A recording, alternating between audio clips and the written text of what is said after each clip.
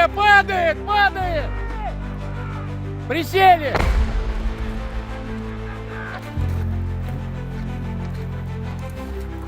Сука, блядь!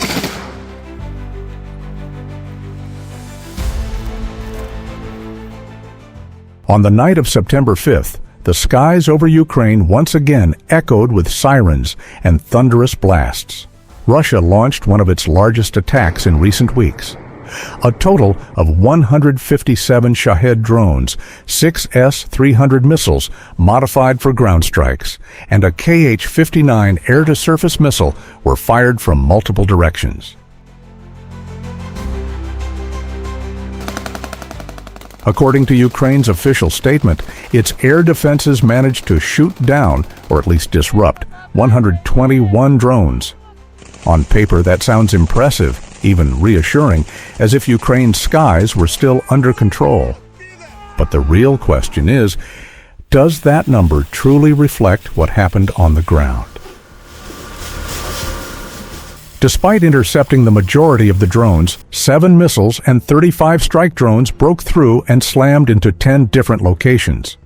Explosions lit up the night and fires raged for hours, in some places for days. In Pavlohrad, Khmelnytskyi, and Poltava, massive ammunition depots erupted into fireballs, proving that not all threats were stopped.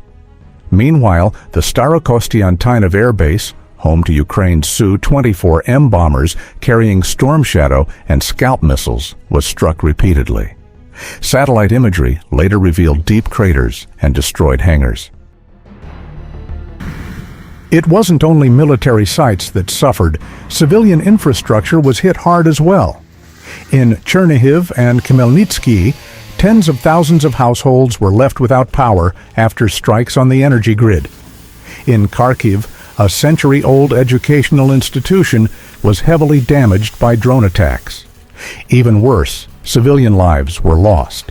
At least 11 people were killed and more than 30 others injured in the early September assault.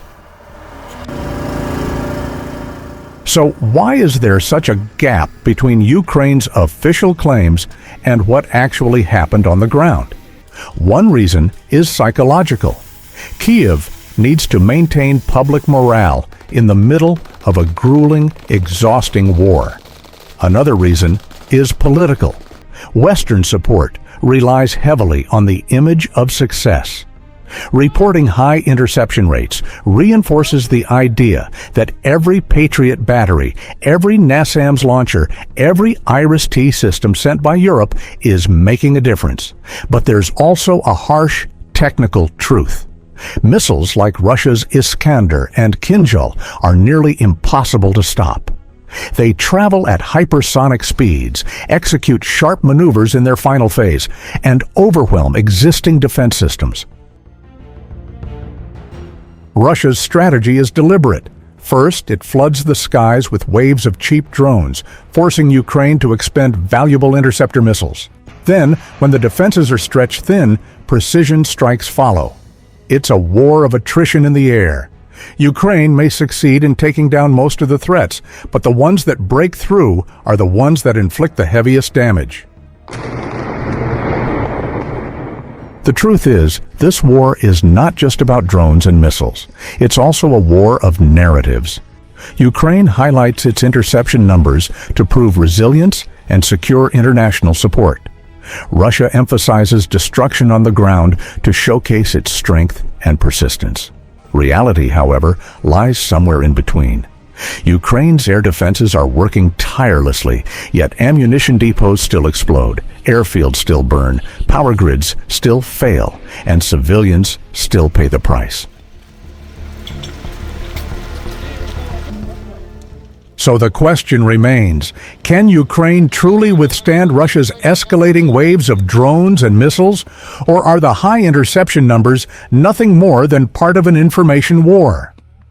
The answer is still unfolding, written in smoke, fire, and the battles raging in the skies above Ukraine.